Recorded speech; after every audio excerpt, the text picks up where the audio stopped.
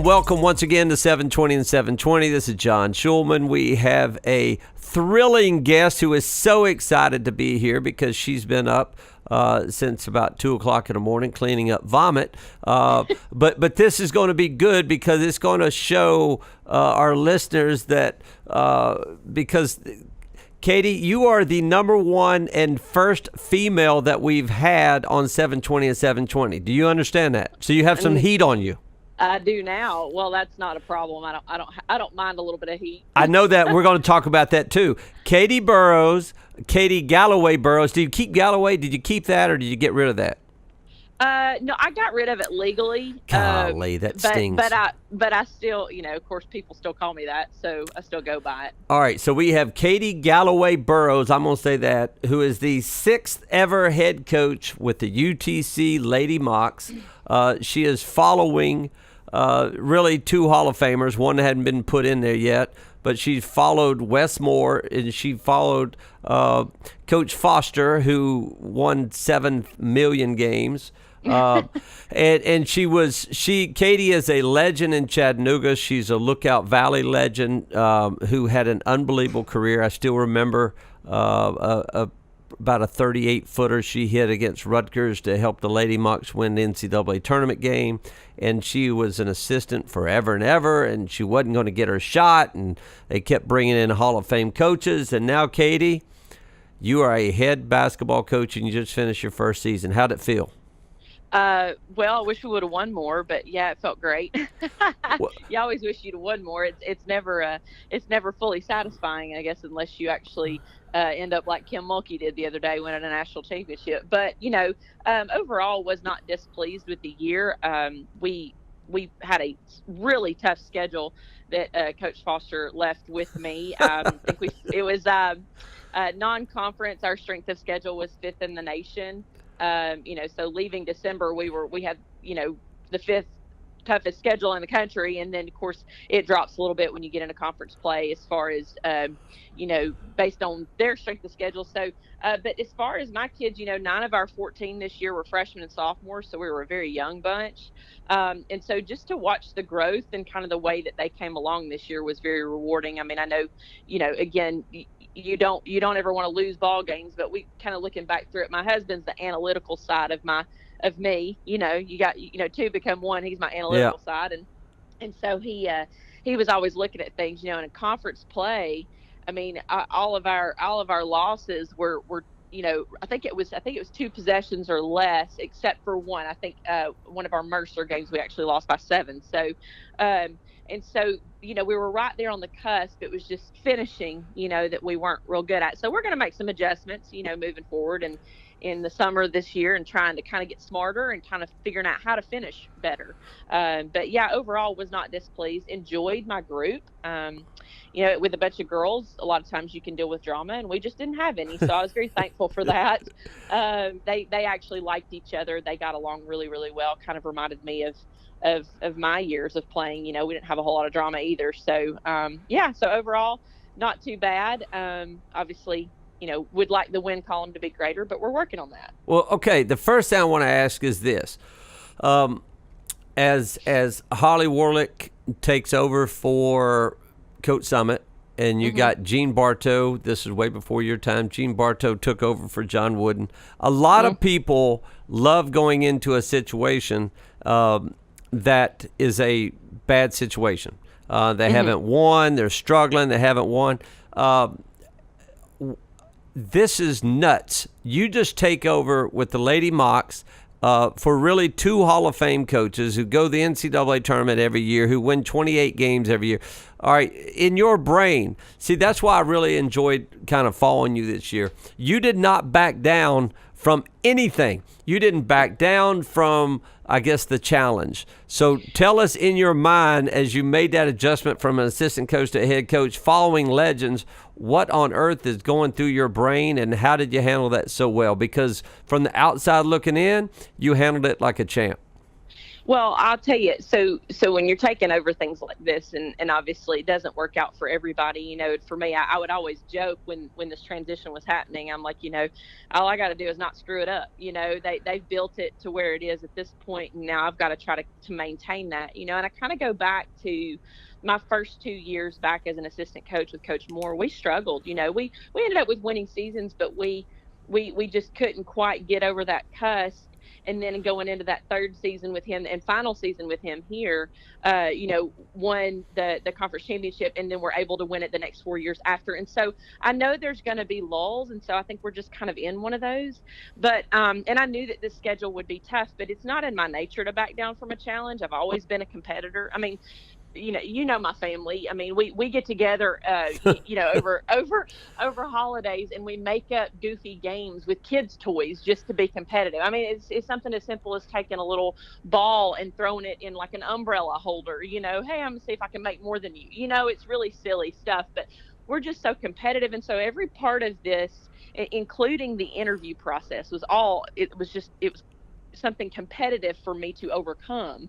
And so and then as far as the woes of coaching, and this very well, you've been in my shoes before. You know exactly what it feels like to be the head coach. Leadership's very lonely, but for me, I just I'm really reliant on my faith. And the thing is that for me to think that I have control in this life is just silly. I'm just called to do the best job that I can do to the best of my ability, and I got to let God kind of sort everything out. And so that's kind of been what's gotten me through just the toughest times this year. And you hear things from people, and there's people out there that are bad mouthing you, and I really just don't care, because they're not the ones that I answer to. And the other part of it too is just the support of my family and the support of my administrators. We Mark Wharton and Laura Heron, just being a sport oversight for Laura Heron, but also with Mark Wharton as our AD. They're constantly checking in with me. How you doing? What can we do to help? Is there anything? And just making sure that everything's there. But I said, the only thing I need to know is that you guys got my back. And they did, and I felt that from them, and so it allowed me to do my job a lot easier. Katie, I don't, okay, for our listeners, this girl, I'm sorry, you're not a girl. This young lady, you're not even a young lady anymore. This head coach used to babysit for my kids.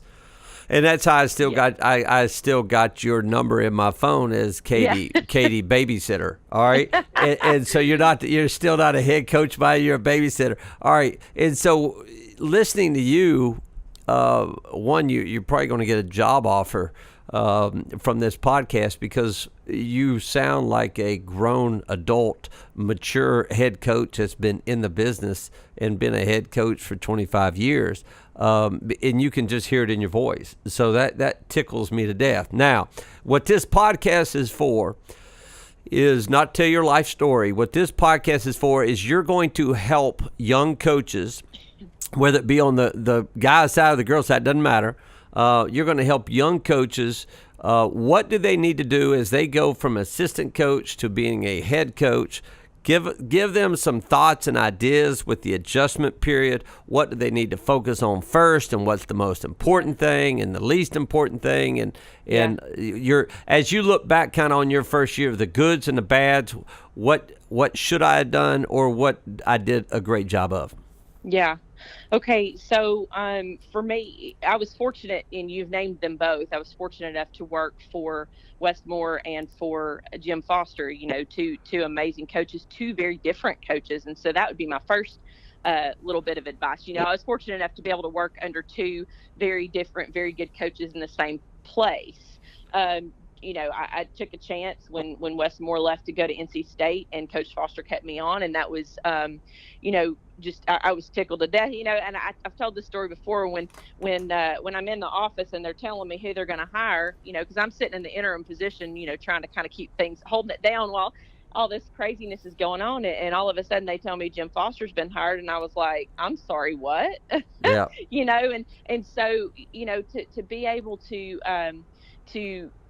then venture out and work under him, and his philosophies are different, and his style of play is different. his focuses are different. And so from those two individuals and working for them, and then also, you know, playing and growing up under my dad, who is a brilliant basketball mind in his own right, you know, being able to kind of develop my own system and my own views and the things that I feel like are important, you know, and from those individuals. And so just exposing yourself to as much greatness as possible, you know, and not, so I've actually had opportunities to talk with some of the other coaches that I've grown close with over the years in this business, and just being able to, and most of them are assistants and some of them have since gone to be head coaches, but just encouraging them, like, you know, learn from as many different people as you can, because you just, something's going to stick, and you're going to go, you know what, that right there is what I want things to be like whenever I get in that position. This is how I want to do things, you know. And that's probably the difficult part of things, is the transition from especially staying in the same place. The transition from assistant to head coach was difficult, because I think they saw me in kind of one light as an assistant, and now they've got to see me as a head coach, and what do I expect. And it was very different from Coach Foster, because we have different views, you know, on life just in general. And so they had to get used to those things. But the thing for me was, after my first year with him, he said, you know, when I finally decide to be done with coaching, he said, I think that you should maybe start thinking about whether or not you want to take over. He said, because I think you should do that. And I said, you know, and I thought to myself, well, okay, this is amazing. You know, I never wanted to be a college coach. I always just thought I'd be like my dad, coaching somewhere for 40 years in high school. And, you know, that, you know, then all of a sudden this opportunity comes up, and I'm thinking I might ought to try it, you know, after Coach Moore asked me for, you know, the third or fourth time, hey, come back. Yeah. So I finally said, okay, you know. And so, and you were there for that process, you know. Absolutely. But, you know, just in trying and understanding that was kind of the direction that I was headed, and it kind of felt kind of a strong pull towards it, like, hey, you can do this, like, this is something you really need to focus on. And so the 2 years leading up to this year, I really kind of tried to separate myself as, like, you know, not as the assistant coach, but as one of, you know, a situation where, you know, maybe I'm not as close with the girls, because I didn't want there to be any sense of favoritism once I did transition. You know, because that can be difficult, you know, if you've got a stronger connection with a couple of kids, and they're the ones that tend to come to you, and then all of a sudden you're the head coach, that can cause dissension among the other players, especially with girls. You know, kind of an insecurity there. Yeah. A lot of times. And so I really try to separate myself in that light to make the transition a little bit smoother. But yeah, and then just constantly learning, you know. I've got, it's funny, we just got new carpet in the offices, and so we had to kind of box everything up, and I'm taking stuff out of boxes, and I'm finding these old books that Coach Foster brought in. I mean, they're old, like from the 80s, and you know, years that I grew up in. No, I understand. But I'm looking through these things, and it's all stuff that's still pertinent today. You know, this game is very simple.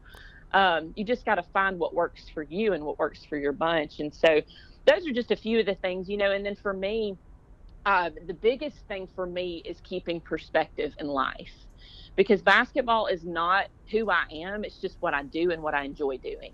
And so having that separation, I think, is very critical, because this thing will eat you alive. How do you, I'm just curious, how do you keep it, how do you separate it? How do you do it? Because a lot of people struggle with it, including the person talking on this mic with you. Yeah. So how do you feel like you do that?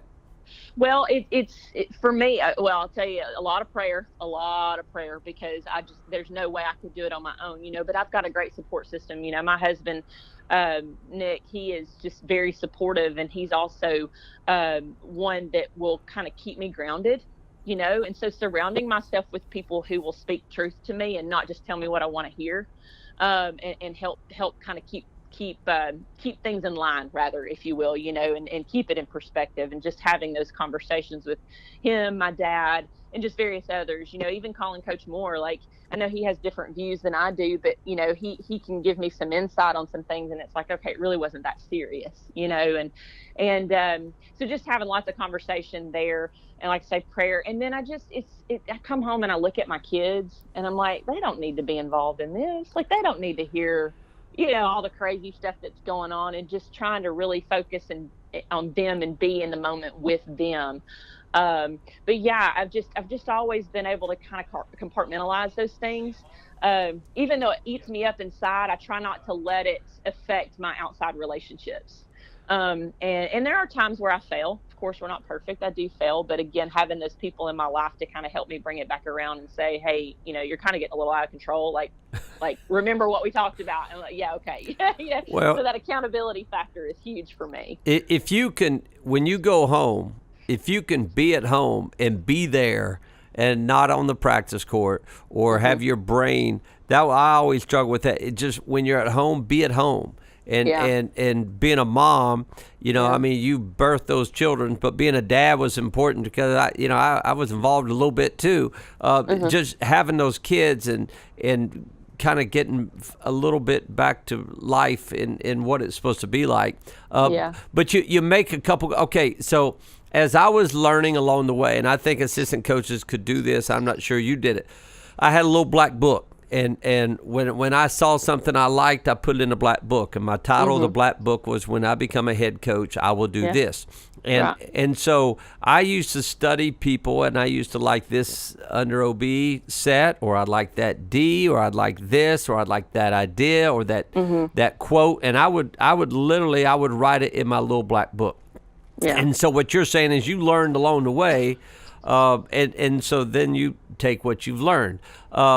Having mentors, I think the first year, especially the first year, having mentors where you can call and say, what on earth am I supposed to do in this situation? I've lost 3 games in a row. I'm about to lose my mind. Have you ever, like Wes Moore, have you ever lost 3 games in a row? Absolutely. I mean, absolutely. My nephew, Jeremy Schulman, is the head coach at Eastern Florida State College, junior college. His record is like 723. Well, he lost 3 games in a row this year. He's about to lose his mind. He called me. He was like, I'm about to lose. I was like, do you want to be a Division I head coach? He said, yeah. I said, then you're going to lose 3 in a row sometime, young man. It's going to happen. And so having mentors you can call and that you can talk to is vital, because once you become a head coach doesn't mean you got smarter. It just it just means that you moved over 18 inches and you're sitting in a different chair. Right. Exactly. If that makes any sense. Yeah, exactly. All right, give us some great adjustments that were great, and some adjustments that, boy, I just I need to be a better delegator. I need to do a better job doing this. Tell us a couple other things going from assistant to head. Yeah, definitely. So you just mentioned delegating, and so that was a difficult thing for me because I did do so many things as an assistant coach. It was just I kind of had this system down, and I didn't want to let go of it a lot of times, and so that was very difficult. And I finally just had to say, I said to myself, look, that just because it's the way I've always done it doesn't mean it's A, the right way to do it, or B, understandable for other people when they're doing it. And so I've had to tell my assistants, look, I've given you this, make it your own, make it your own so that it makes sense to you. And then you can convey that message to us, because my way is not always necessarily the best way for other people to understand it. And I had to really kind of get past that, and one thing that we think it is. We think our way is right. I mean, I became a head coach, and I was like, listen, we're going to send 2 mail outs to our most wanted list, 1 mail out a week to the A list, and 1 every 2 weeks to the B list. And Charlton Young, who's now at Florida State, looked at me and went, Coach, why do we got to do this? And I was like, well, this is how you recruit. This is how you get players. And he went, I don't want to send out a mail out. I just want to go get the players. I was like, can you do that? I was like, you don't have to send mail outs? And he was like, Coach, just let me do my thing. And I was like, sure, just go do your thing. And he brought us great players, and I understood that there's 1,000 ways to skin a cat. Right. Well, and things are changing so much all the time. Every year we're allowed to do more, and every year there's so many more tools that you can use for that. It just, since you use that as an example, and that's the one thing, it's actually becoming too much. Like, it's so funny because I'm like, do these kids really want to talk to us this much? Like, really? Because we don't really have that much in common with them other than basketball. They're 18, 17, 18-year-old kids. Yeah.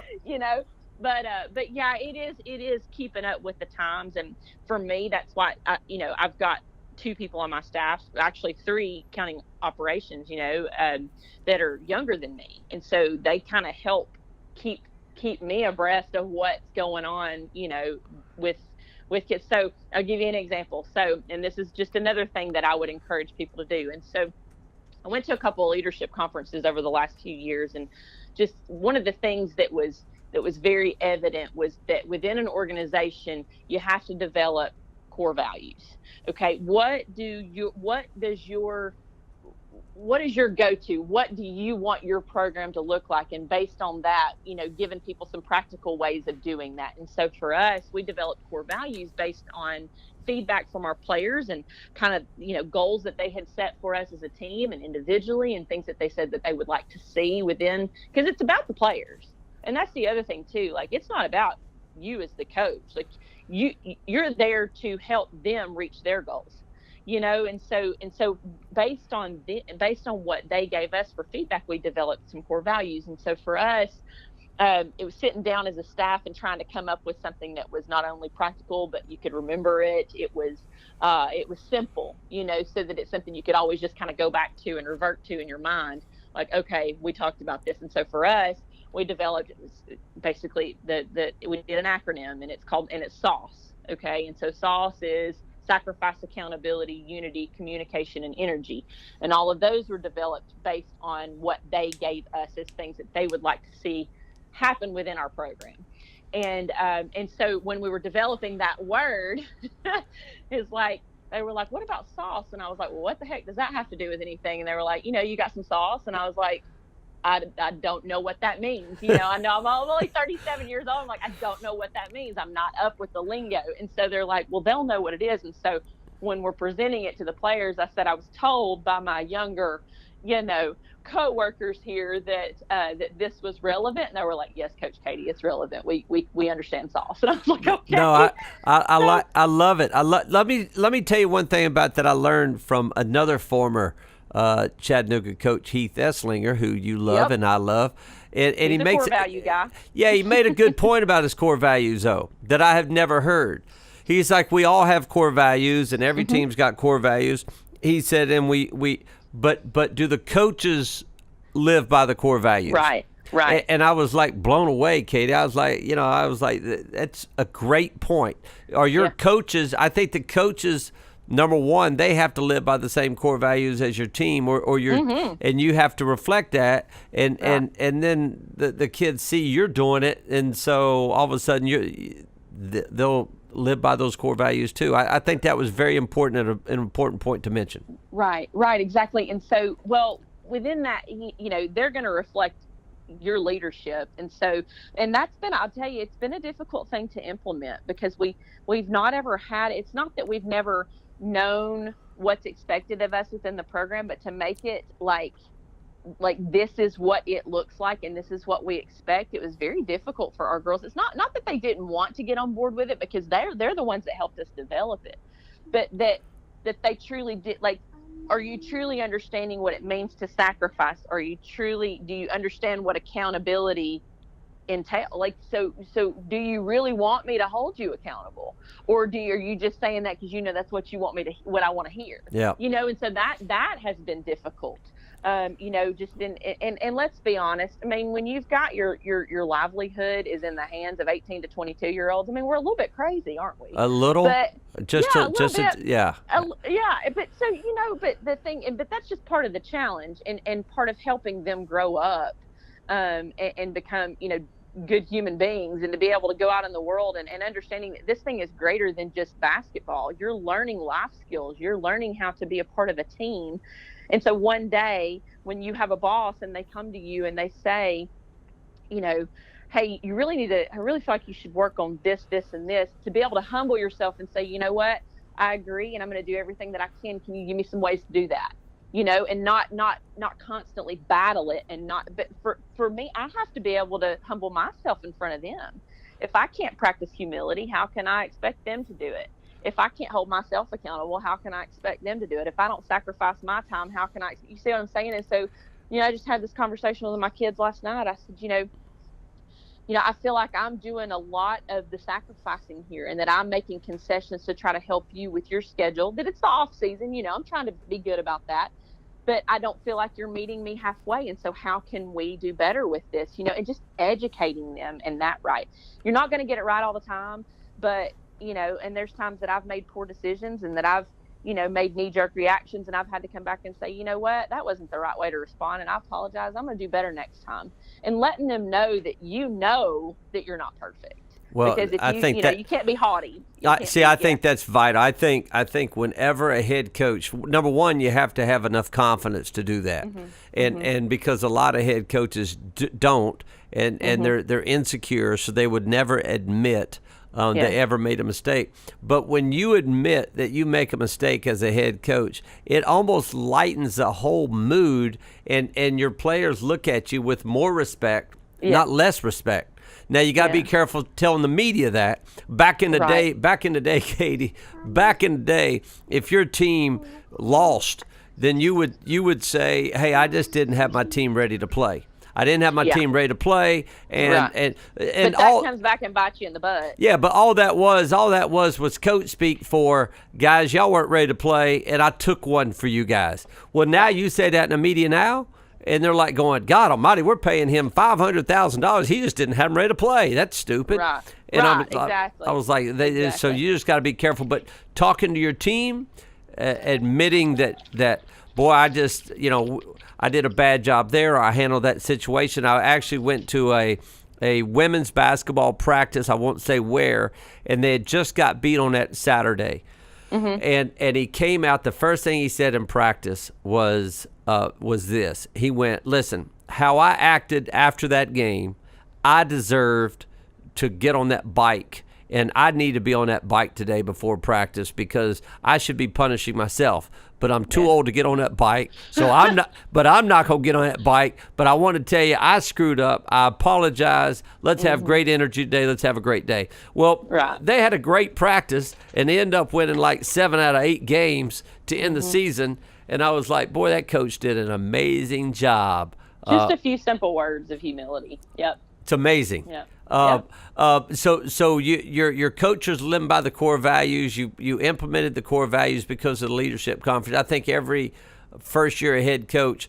But I like the fact that you went to your team because I don't think most people go to their team. Because when you go to your team and your team says they want to be held accountable, listen, this is not my idea, y'all. This was your idea. And exactly. So it kind of puts onus back on them. Tell us what else you got from the leadership conference, or the adjustments you made. Well, some of the things that I want to do moving forward, and so I've got some ideas as far as doing some type of personality assessment for each kid. And I know that sounds like you're thinking, really, like, why would you? Some people might be thinking, why would you do that? But not everybody communicates the same way as I do. Not everybody on my team communicates the same way with one another, and so just trying to figure out who they are as individuals and trying to, how did they respond best? And you can figure that out from trial and error. You really can. Yeah. You have conversations, you yell at a kid, they shut down. Okay, that kid can't be yelled at. Okay, so how do I? And so, just trying to kind of just research for myself and just kind of seeing if that would be effective. And so that's kind of moving forward. I want to do some personality assessments for each kid and just kind of learn more about them individually, who they are and why they react the way that they do, how they prefer to interact, how they, what's the best way to communicate with them. And maybe that will help us moving forward too. And we mentioned that to them and they seemed very open about it. Like, yeah, I think that would be really cool, and so getting somebody in there to help us with that and building on our core values. I don't know what that's going to look like yet. I'm doing a little bit of research on kind of how I want to move forward with that. Just kind of, or if it needs to kind of stay the same, it might not change, but I want to make sure that I'm doing the right things there and getting those points across and, and then just continuing to get better, for us. This is not core values. This is just IQ, but for us, this is the other thing that I want to stress, like, just because you can doesn't mean you should. And right now we're allowed to do more with these kids than we've ever been able to do. When I played, I would come out of summer, doing things on my own. I would work out on my own. I would get in the gym on my own. I would do all the things that my coaches asked me to do, and I would keep record of it over the summer, and I'd turn it in like I was supposed to. And then I would come back so refreshed and ready to go in the fall. It's like, let's do this. I'm ready to play some basketball. I don't think they feel that way now because I don't think we give them the opportunity to feel that way. So I think you are 1,000% correct. I went to a practice, a men's practice it was probably early October. I get to the practice, half the team's hurt. And I look at the coach, great coach in your league, all right, great coach. And he gave me the practice. I was like, why is everybody hurt? He said, because we've been practicing nonstop since June. He said, this is stupid. It's stupid, and you feel like if you don't practice, you're getting behind. Well, I can make you a little promise. Rick Byrd, I hate to say this, was a pretty good basketball coach. He'll be in the Hall of Fame. He won over 800 games. He was not in the gym in the summer practicing what they do. They kept it fresh. You remember back in the day how exciting October 15th used to be? Yeah. Oh, yeah. I mean, it was you're like, no more conditioning. Oh, it was great. Go play basketball. and now there's no excitement anymore because you've been going since June. And teams used to hit the wall in maybe January, February. Teams now hit the wall in December. They're tired. They're tired of basketball in December. You need to be fresh and ready to roll in March. And teams are already exhausted and beat up. I love your saying, and I love your maturity. I'm shocked, to just be honest. You're not supposed to be this mature. Well, and I'll be honest with you. I'm just figuring this out after this year. I'm looking at it. I'm going, we did it. I mean, we didn't do it as much as some. Like, we can go up to 8 weeks. I didn't do 8 weeks, but I had them on the court, and I had them do, trying to, like you said, make sure that I don't get behind. And I had to learn the hard way. I'm like, and my kids were relatively healthy this year. They just mentally, they were just fried. They were done. Well, you can't keep pounding on them and pounding on them and pounding. I tell you, Rick Byrd will go down as one of the greatest coaches of our time. Yeah. But I went up there and watched him practice, and I got a chance to visit with him a little bit. And people actually think this podcast is my man crush on Rick Byrd, and I promise you it's not. But I think he did a phenomenal job recruiting. Because so I say this like this. If I go out and recruit a bunch of Katie Galloways, not Katie Burrows, because you weren't Katie Burrows back in the day. If I go out and recruit a bunch of Katie Galloways, then you're going to work on your own. I don't have to worry about you. I don't have to worry that you're going to be in the gym. You're a gym rat. You got high energy, and you got championship character. I don't have to fool with you. If I got 14 Katie Galloways, then I don't have to worry about anything. I know you're going to get your work done. I don't have to pound on you and pound on you and pound on you the whole summer and the whole fall. And so that's what Rick Byrd's done at Belmont. He's got gym rats that are high energy guys with championship character. And so he doesn't have to spend all summer. They're going to be in the gym anyway. Right.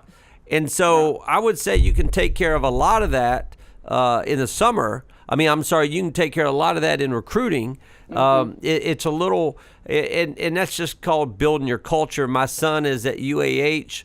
Lenny Acuff sent me, we don't communicate a whole lot during the season, but he sent me a picture of Max early on a Saturday morning shooting a basketball before a game. And he was like, look at your son. You should be proud of your son. He's in the gym.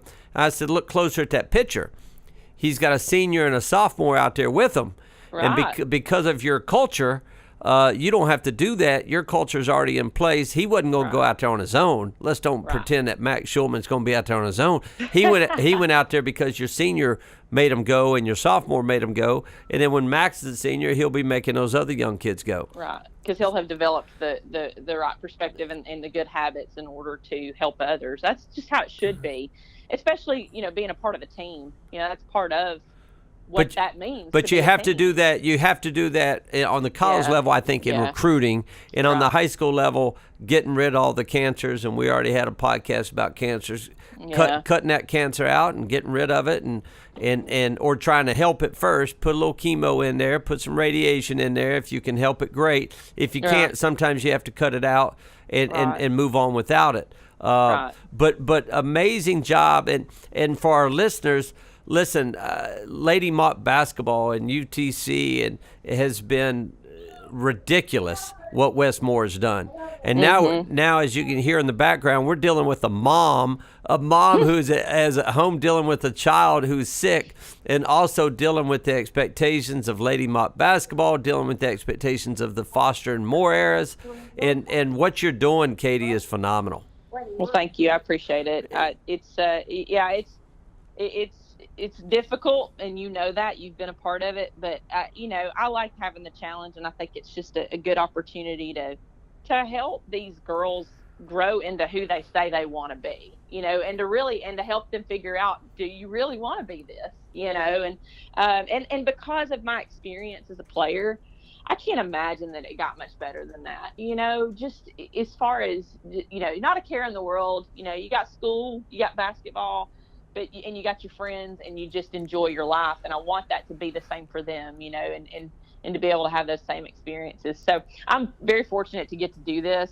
I know that I won't be doing it forever in my life, but I, just because I just feel like there's some things that kind of have happened with the way that things are going. I just don't know what it's going to look like in the next 10 years, but I'm going to do it as long as I can. And as long as it doesn't take me away from my family too terribly much. And as long as I don't lose myself in it. I don't want to ever lose who I am in this game. I want it to be, again, something that I do, but not who I am.